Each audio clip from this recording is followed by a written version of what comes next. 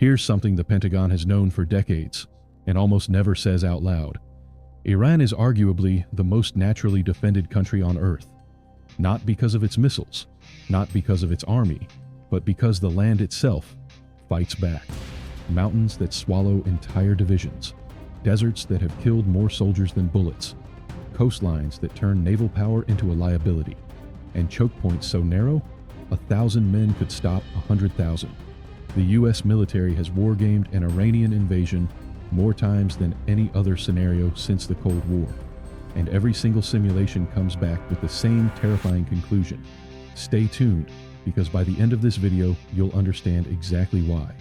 Welcome back. Today, we're not talking about politics. We're not talking about sanctions or diplomacy. We're talking terrain, geography, the silent weapon that no army can defeat. Because here's the truth. Before a single US soldier sets foot inside Iran, the land itself has already chosen sides. We're going to break this down, border by border, region by region, north, south, east, west, every entry point, every natural obstacle, every geographic nightmare waiting for any invading force. By the end of this, you'll look at a map of Iran and never see it the same way again. Let's get into it. Imagine you're a US ground commander. Your most logical invasion route? The West. Iraq is already accessible. Supply lines exist. It seems obvious. Then you look at what's waiting for you. The Zagros Mountain range stretches over 1,500 kilometers, running the entire length of Iran's western border like a spine of stone. Peaks reaching 4,000 meters. Narrow passes. Zero flat ground for armored columns to maneuver. This isn't just difficult terrain, it's a killing ground by design.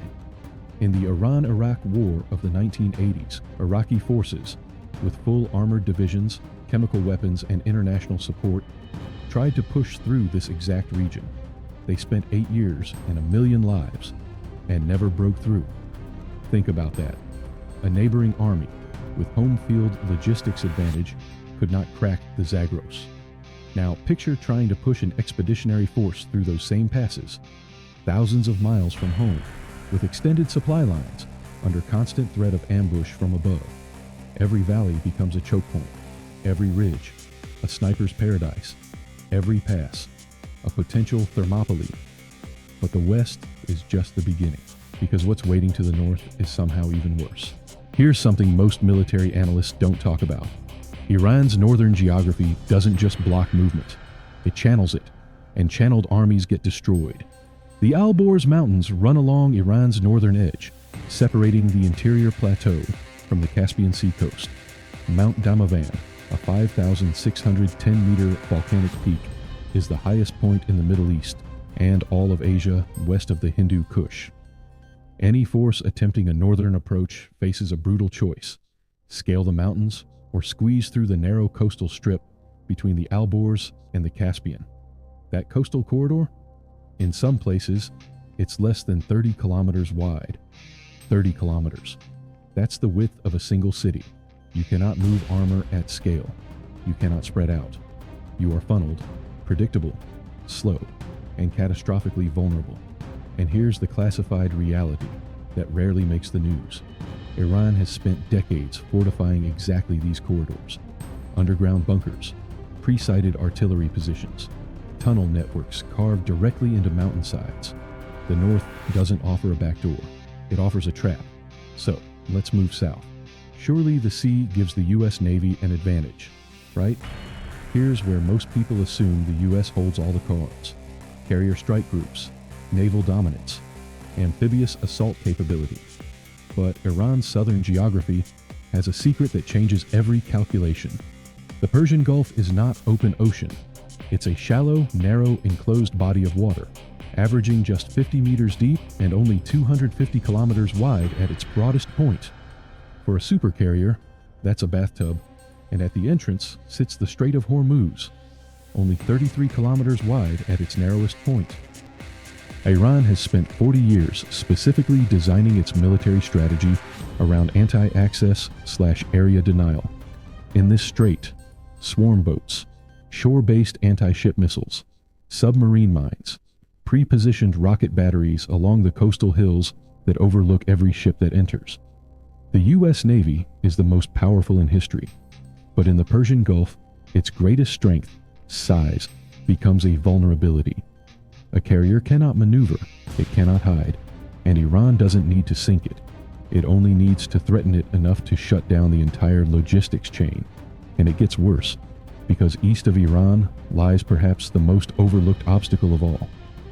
What if I told you that 1/3 of Iran is essentially a blank space, not because it's empty, but because it's lethal? The Dasht-e and Dasht-e Lut, Iran's two great central deserts, cover hundreds of thousands of square kilometers. The Dasht-e Lut regularly records the highest land surface temperatures ever measured on Earth, over 70 degrees Celsius, 159 degrees Fahrenheit. No water, no cover, no landmarks, no mercy. Any eastern approach, potentially from Afghanistan or Pakistan, would require moving through this landscape. Vehicles break down, men dehydrate, supply lines stretch to breaking point. Alexander the Great's army nearly ceased to exist crossing a similar desert on their return from India, and that was without air defense systems, IEDs, and modern asymmetric warfare waiting on the other side. The eastern approach isn't a back door, it's an open grave. Now here's the revelation that pulls everything together, the thing military planners actually lose sleep over. Iran doesn't need to win a conventional war. It just needs to make the cost unacceptable. Every geographic feature we've discussed, the Zagros, the Alborz, the Gulf, the deserts, they don't need to stop an invasion permanently. They only need to slow it down, draw it out, stretch supply lines, multiply casualties, turn a 90-day campaign into a 9-year occupation. Iraq and Afghanistan taught the world what happens when a superior military force wins the battlefield and loses the country. Iran is 4 times the size of Iraq, 3 times the population, and a terrain so unforgiving that simply holding territory would require a military commitment unlike anything since World War II. The geography isn't just a physical barrier, it's a strategic multiplier, turning every defender into 10 and every attacker into a target. This is why, in every war game, every simulation, every classified briefing, the conclusion is always the same: the land wins. So there it is. North, a mountain wall and a coastal trap. West, the unconquerable Zagros. South, a naval kill zone. East, a desert that erases armies. Iran hasn't survived as a civilization for 3,000 years by accident. Its geography is its oldest and most reliable defense, and it has never stopped working. This isn't about taking sides. This is about understanding the real chessboard. The one made of stone, sand, and altitude, not just tanks and missiles. If this video changed how you see the map, smash that like button. It genuinely helps this channel reach more military history fans like you. Drop a comment below. Which geographic obstacle do you think is the most dangerous for any invading force? The mountains, the Gulf, the desert?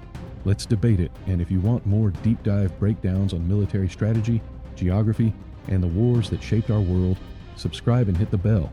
We post every week. See you there.